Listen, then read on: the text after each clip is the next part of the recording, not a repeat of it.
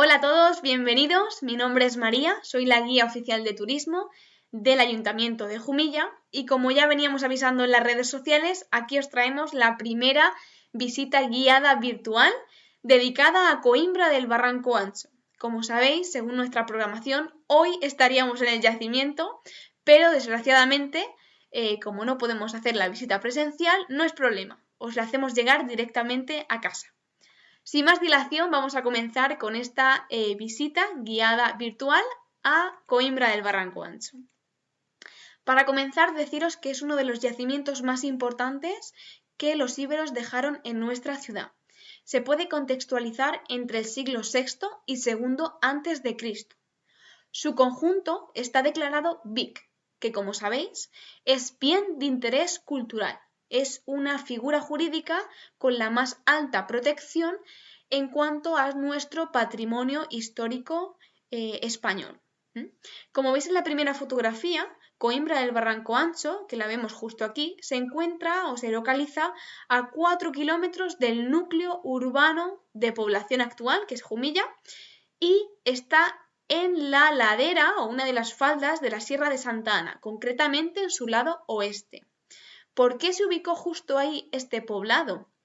Pues mirad, justo aquí, este trayecto es la Cañada del Judío, que comunicaba la zona de Cieza con el Vinalopó, con lo cual podemos ver que es un lugar estratégico de control y vigilancia del terreno y de todos sus recursos. Bien, Coimbra del Barranco Ancho. ¿Qué significa Coimbra? Como podéis ver, Coimbra está formado por dos palabras, conim y briga. Conim significa jefe y briga ciudad o muralla, con lo cual la definición sería ciudad muralla del jefe, ¿vale? Para hablar un poquito de la introducción o de las características, peculiaridades del mundo íbero, deciros en primer lugar que este pueblo principalmente era guerrero. Conocían la agricultura, la ganadería, el comercio, la cerámica, el arte de fundir metales. En cuanto a la cerámica, como sabemos, el mundo íbero tuvo un contacto muy directo con el mundo fenicio y el mundo griego. Acordaros de la cerámica ática. Además, adoraban a las fuerzas de la naturaleza, los astros, los dioses, tenían afición por la danza, acuñaban monedas, conocían la escritura y entre uno de los pilares más importantes de su cultura era la familia. Se unían en castas o clanes y tenían su propio jefe de tribu. En guerra, pues eran valientes soldados o guerreros en este caso, fuertes, valerosos y muy amantes de su independencia. Eran diestros jinetes, como podemos ver en la imagen de la derecha, que ahora hablaremos sobre ella, y de ahí que la posición estratégica de sus poblados era muy importante que estuviera en altura para controlar, pues como hemos dicho, todo el territorio para su defensa. Además deciros que los soldados o guerreros íberos pues tenían un juramento de fidelidad con su jefe, con lo cual para ellos era muy importante esa figura del jefe, si os acordáis, del conim. Bien, en cuanto a las tribus íberas que podemos encontrar en la península ibérica, tenemos a los contestanos, que serían nuestra zona, como podéis ver en la diapositiva, abarcaría las provincias de Alicante, Murcia, Albacete y Valencia. Luego, otras tribus íberas que estarían colindantes con la nuestra, bastetanos, oretanos y un poquito más lejos los turdetanos, entre otros muchos, ¿vale? Los poblados íberos más importantes de nuestra región los encontramos en Jumilla, Coimbra del Barranco Ancho, el Cigarralejo en Mula y tenéis como última opción Begastri. Begastri es Cejín. Bien, ¿por qué se llama Coimbra del Barranco Ancho? ¿Por qué es Barranco Ancho? Pues mirad, en la primera fotografía, aquí vemos el poblado, veis este valle profundo que cae por la ladera, por así decirlo, que tiene unas paredes bastante empinadas. Todo esto producido por arrollamientos de agua, de ahí que sea el Barranco Ancho, muy sencillo. Sería todo digamos, toda esta caída de la montaña, este valle, ¿vale?, que hemos comentado. Deciros que el asentamiento no es únicamente un poblado, sino que está formado por 5 yacimientos. El poblado, en primer lugar, como podéis ver, el santuario y 3 necrópolis, con un total de 234 tumbas. Hay que entenderlo como una unidad de poblamiento. Y deciros que tan solo está excavado un 5% de todo, con lo cual es una milésima parte de todo lo que viene para el futuro sobre este yacimiento. La primera excavación se produjo en 1977 por Jerónimo Molina García, primer director del Museo Arqueológico Municipal, de ahí que tenga su nombre. Deciros que el poblado, una de las partes de este yacimiento, tendría más de 100 viviendas. No se conoce exactamente cuántas personas podrían vivir, pero más o menos hacer cálculos. No encontramos alineaciones formando calles, sino rectángulos de diversas proporciones a ras del suelo. Todas estas viviendas están, digamos, en terrazas, ¿vale? Con la orografía natural, lo que también le da, por así decirlo, un sistema de drenaje natural a el poblado, ¿vale? Con lo cual, como estaba en terraza, pues todas esas lluvias podrían, digamos, dispersarse con naturalidad por todo el poblado. De todas las casas, la casa M, todas están con letras, la casa M es la más importante, es la que, digamos, de mayor interés despierta por su gran estructura. Se han encontrado alacenas, se ha encontrado un horno, con lo cual esta es una de las más importantes que se han encontrado hasta el día de hoy y se quiere reconstruir en el futuro.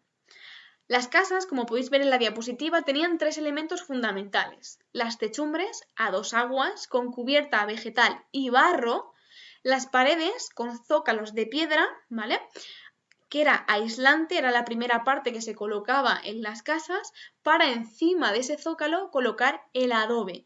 Las paredes más o menos podrían medir entre 1,80 m y 2 metros de altura. Y los suelos no estaban, digamos, al nivel de la tierra, sino que se accedía a las casas con unos escalones, más o menos entre 3 o 4 escalones, con lo cual la casa se ubicaría, digamos, sería semisubterránea. No se sabe la causa de esto, pero podría deberse a una causa de aislamiento, un aislante natural de estas viviendas. ¿Qué ocurrió en el poblado en el siglo II a.C.? Pues la llegada de los romanos. Este poblado no apoyó a la causa romana, con lo cual los romanos pues querían exterminarlos. Pero los íberos debieron de saber que iban a llegar los romanos, con lo cual partieron. ¿De dónde se saca esta hipótesis? Pues mirar, como hemos escrito, no hay restos de violencia ni cadáveres en el poblado, es simplemente un incendio, con lo cual eso es lo que nos da a nosotros evidencia de que ellos podían saber con antelación de que llegaban los romanos, con lo cual se fueron rápido del poblado.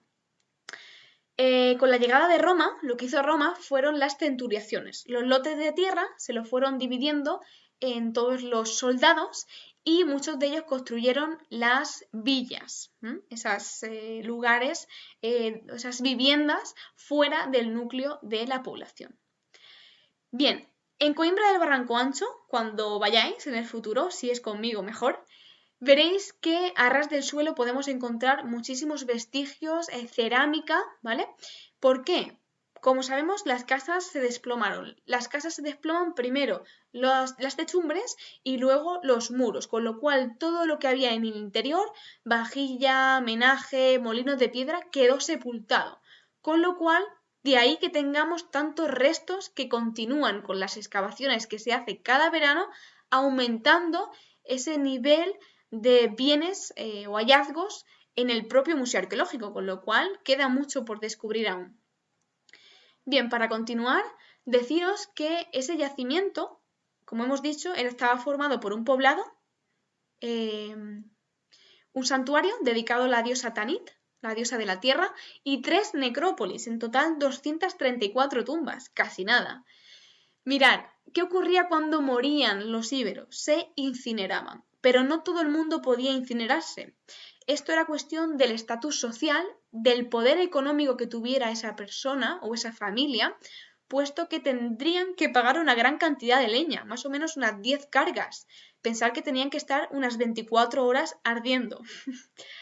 Algunos se enterraban dentro de urnas, como podéis ver en las fotografías.